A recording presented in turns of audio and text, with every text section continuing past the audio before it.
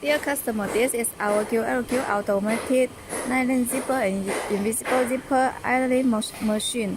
New type, 2 lines zipper, 2 chambers, electrical heating. And this is our nameplate.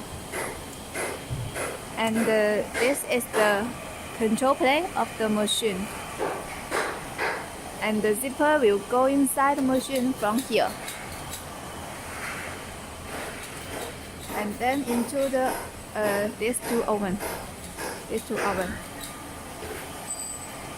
And because this machine is made to common use for number 3 and number 4 zipper, so these 4, 1, 2, 3, 4 wheels are for number 3 zipper, and the upper 1, 2, 3, 4 wheels are for number 4 zipper. And these are the 2 lines of the machine, this 1, 2.